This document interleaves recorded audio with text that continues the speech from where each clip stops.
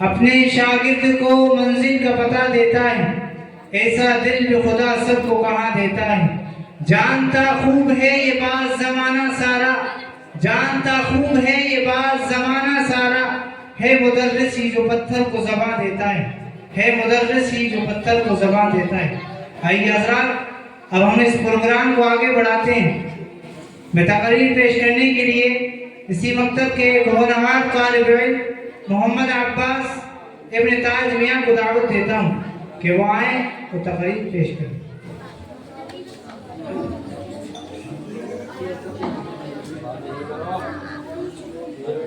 پیش کرنے کے لیے اسی مکتب کے ہونہار طالب علم محمد سالم سعید کو دعوت دیتا ہوں کہ وہ آئیں اور تقریر پیش کریں۔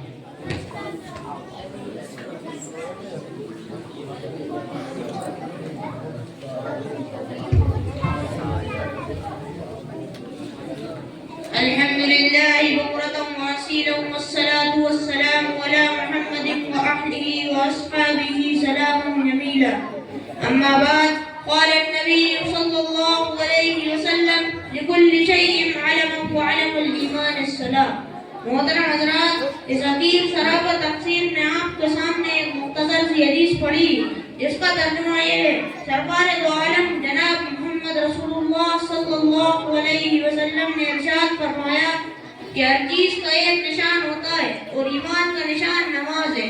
حضرات، دنیا میں بھانت بھانت کے لوگ اور قسم قسم کی پارٹیاں ہیں۔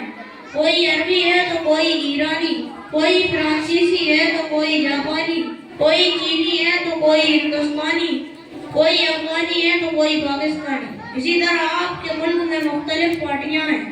کسی پارٹی کا نام کانگریس ہے تو کسی کا کمیونسٹ، کسی کا نام جنسنگ ہے تو کسی کا سوشلسٹ۔ باوجود یہ کہ ان تمام پارٹیوں اور قوموں میں آپ ہی جیسے کھاتے پیتے انسان شامل ہیں، مگر ان کی الگ الگ نشانیاں ہیں۔ آپ انہی نشانیوں کو دیکھ کر معلوم کر لیتے ہیں کہ فلاں کہاں کا رہنے والا ہے یا فلاں کس پارٹی سے تعلق رکھتا ہے۔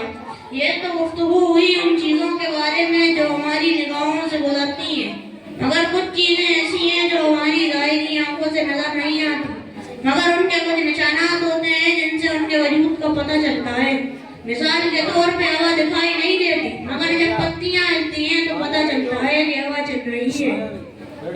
اسی طرح کفر، نفاق، فسق، ایمان جیسی چیزیں ہماری ظاہری آنکھوں سے نظر نہیں آتی، مگر کچھ علامتیں ایسی ہیں جن سے پتہ چلتا ہے کہ کون مخلص ہے اور کون منافق، کون مومن ہے اور کون فاسق۔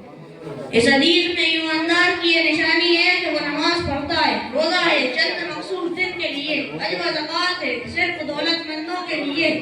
لیکن نماز ایک ایسی چیز ہے جو سال کے ہر دن میں امیر ہو یا غریب، دولت مند ہو یا فقیر، جاہل ہو یا عالم، سب پر فرض ہے۔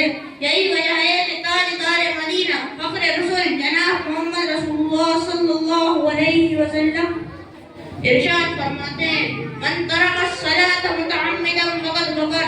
ترجمہ، جس آدمی نے کثرت نماز چھوڑ دی اس نے کافروں والا عمل کیا، یعنی نماز چھوڑنا مسلمانوں کا کام نہیں۔ مرد مسلمان سب کچھ چھوڑ سکتا ہے لیکن نماز چھوڑنا اس کے لیے گوارا نہیں ہونا چاہیے۔ یہی وجہ ہے کہ آج باوجود مسلمان کہلانے کے ذلیل و خوار ہیں، دنیا میں ذلت و نکبت ہمارے ساتھ لگی ہوئی ہے۔ اگر یہی افراد و مقصد میری کامیابی کو منہ نہیں دیکھ پائیں گے۔ ہمارا کام کہنا ہے کاش آپ سنیں اور اس پر عمل کریں۔ آمین وآخر دعوانا ان الحمد للہ رب العالمین۔